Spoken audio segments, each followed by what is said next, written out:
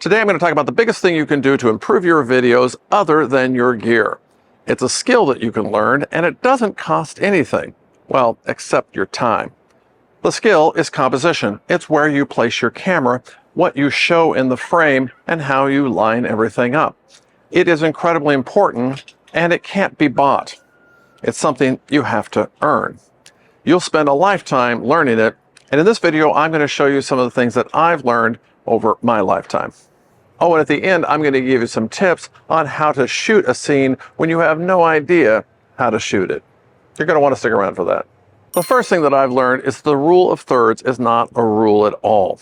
Now, by now you've probably heard of the rule of thirds, but for the 2 or 3 of you out there that haven't, it simply means that we divide the frame up into 3 parts, top to bottom and left to right, and wherever those lines intersect, that's where you're going to want to put your subject. Now, if you search Google for rule of thirds, you'll see lots and lots of examples of the rule of thirds being used. It's powerful and it's used quite a bit, but it's not something that works all the time. Let me show you. I'm here in Oceanside, California for a well-deserved vacation, and I'm standing in front of the Top Gun house. This house was featured in the original Top Gun movie. Perhaps you recognize it. It was the home of Charlie Blackwood, played by Kelly McGillis. Paramount rented the home in 1985, and they shot the exteriors here, but all the interiors were shot on a soundstage in Hollywood. The home was built in 1888, and it was originally a block and a half down the street, but it was moved closer to the pier in 2020, where they restored it for a mere $1 million, built an entire resort around it, and now you can buy pies from it in the afternoon. People seem to really like it, and that's the power of movies. We're going to shoot the Top Gun house, and I'm going to put the crosshairs over the door right there. Now, is that well composed? Well, I don't think so. Let's try this. Is that good? How about if we go like that? Rule of thirds working for anybody here? Yeah, it's not going to work. What we're going to have to do is shoot it head on. Problem with shooting head on, though, is you need to be head on. You need to be perfectly on. Because if I'm here, that's really different than being here. Now, if you're not going to be directly on and spot on, then you can go off to the side. And if you go off to the side, well, the rule of thirds starts to make a little more sense here. Now, I'm not completely on the third line, but I'm giving that sort of suggestion. Think of the house sort of as a head, and it's kind of turned this direction. You want to give it a little room to breathe on this side. Here's another option, a little further off to the side. It's not the rule of thirds, but I think it looks pretty good. Really, you start to develop a sense for these things. Now, it's also very important that you pick up some detailed shots like this one. Now, of course, this is video, so these are static shots that I've been showing you. What would I do instead? Maybe do a reveal. Yeah, that's stronger. But either way, I'm going to want to capture some of the details of the house. Let's get a few more. Again, here, I want to either be straight on or quite a bit off. I'm not going to want to be there. That is poor composition. Now, before I move on to other points of composition, I want to take one more swipe at the rule of thirds by looking at the YouTubers that I really enjoy. Here's Philip Bloom, for example. Oh, look, dead center. Brady Bissett, dead center. I met Brady at NAB. Very nice guy. David Manning, also front and center. I met him at NAB as well. Also a nice man. Or should I say, good human. Gerald Undone in the center of the frame. I met him at NAB. He wasn't that nice. No, I'm just kidding. He was very funny. Now, obviously, these professionals understand composition. But as you look at these YouTubers, you will see over and over that when they're talking to camera, they're usually dead center. And even if they're not dead center, they're rarely on the rule of thirds line. When speaking directly to camera, it doesn't make a lot of sense for the subject to be off to the side, especially when there is no other subject in the frame, because it violates another principle of composition, and that's balance. Now, there are a lot of different ways to achieve balance in your composition. One of those is symmetrical balance, where what's on the left side of the screen pretty much mirrors what's on the right. This is used in a lot of movies and is used here in Top Gun. Now, this is an interesting shot because it's both balanced and unbalanced. We see our subjects way over to the right, but on the left, it's sort of balanced out by this lighter value. Balance can also be achieved from the tones, brightness to darkness. Symmetrical balance doesn't have to be left and right. It can also be top to bottom. Okay, they probably want to be alone now. And also because this is moving pictures, symmetrical shots rarely stay symmetrical long. Here we move from symmetrical to the rule of thirds. But before I move on, notice how the tones are also well balanced. And as you study film, you'll notice a lot of symmetrical images broken up with an asymmetrical subject. Perhaps the best way to understand good composition is to look at bad composition. Here's some footage that I shot in Oceanside when I went out to the pier at golden hour. The reason this is so poorly composed is because there isn't enough of the foreground to understand what it is, and so your eye is drawn away from the subject to try to figure out what's going on in the corner there. This composition also pulls us away from the subject because we are drawn to the sun and we can't actually see the sun. Now we could zoom in and that would be a little bit better, but now we have a problem that the subject has a lot of room behind them, but not as much room in front of them.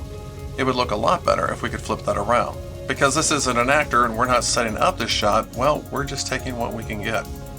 And while this is a beautiful shot in many ways, the composition, to me, is all off.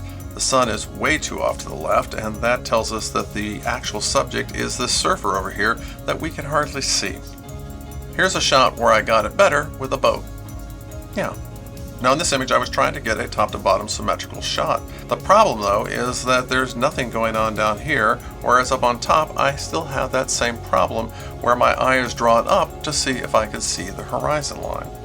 This was my second attempt and I think it worked a lot better. Just because something isn't symmetrically balanced doesn't mean that it isn't asymmetrically balanced. And by asymmetric balance, we're just really talking about getting the elements in the frame to feel at rest, feeling like they belong. There are a lot of elements to balance in a composition. They include color, contrast, textures, and patterns. Now, there have been a lot of people who've tried to turn composition into a mathematical rule. For example, you may have heard of the golden spiral. This is a lot easier to achieve in a painting than it is in a moving picture, so there aren't a lot of examples of the golden spiral in film. But some have simplified the golden spiral into the golden ratio, using the ratio of 1 to 1.18, the same as used in the Parthenon by the ancient Greeks. It's just really the rule of thirds squeezed in a little. And then there's the golden triangle, where the screen is split diagonally, with two lines making right angle triangles to the other corners. I saw someone use this shot from Pulp Fiction to demonstrate the golden triangle, but I think it's a little bit of a stretch because I don't think Samuel L. Jackson's armpit is the subject here. Just saying. Sometimes I think these rules are used more to explain good composition rather than to create good composition. I think that more important than any grid lines or rules is to develop an eye for composition. And how do you do that? Well, for me, I took a photography class in college in 1982. Yeah, it was a long time ago, and it has changed my life since. Because although we did develop some photographs in the darkroom, we spent the majority of our time discussing composition. So with that in mind, I want to take some time to just discuss some of the other clips from Top Gun and see what we can learn from them. Now, as I go through these clips, you might disagree with me, and that's as it should be, because we're talking about art, not right and wrong answers. Okay, this is a fantastic image because you get exactly what's happening here. And with the tower way off to the right, it tells us that this isn't really the subject of the scene. It's just setting a scene. And I think it's a beautiful scene, largely because it's monochromatic. It reminds me of this photograph that I took in Oceanside. Yeah, I'm pretty proud of it.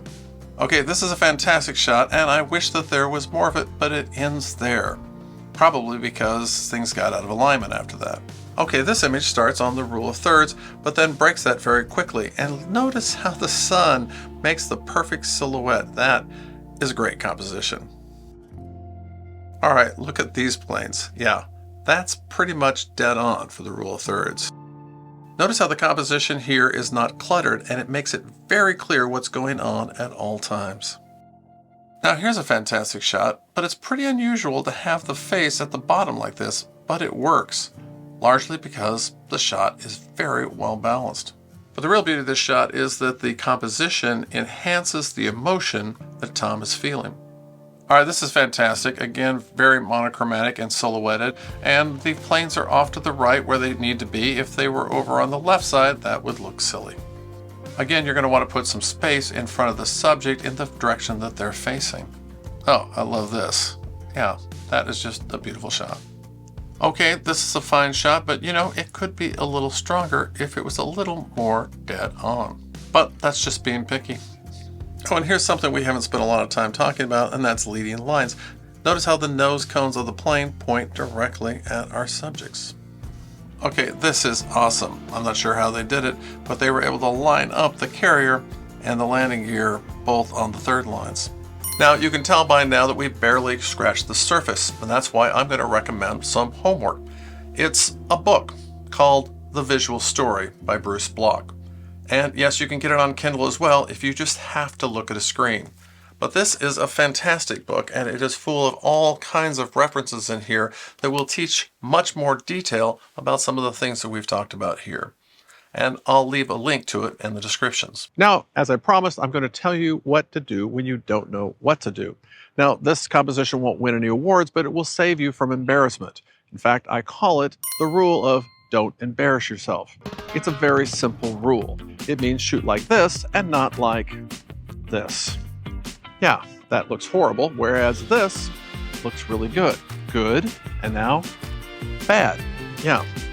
Well, if that wasn't clear enough for you, well, go ahead and turn on the grid lines in your camera and place the eyes right at the third line or slightly above the third line. Either of those will work fine. What we're really trying to avoid is this look, this space right up here. That's what we're trying to avoid because we don't want it to look like a sniper rifle. We want it to look very balanced and well composed. Now, don't get married to the third line because if you're really far out like this, well, your eyes are going to be well above the third line. Now, in a close-up, you're going to want your eyes right on that third line, even if it cuts off the top of your head. And you're not going to want to be well above it. Yeah, that would be bad as well. And of course, for extra credit, if your subject turns a little this way, well, give them a little more room over there. And if they turn this way, a little more room over there. It's really that simple.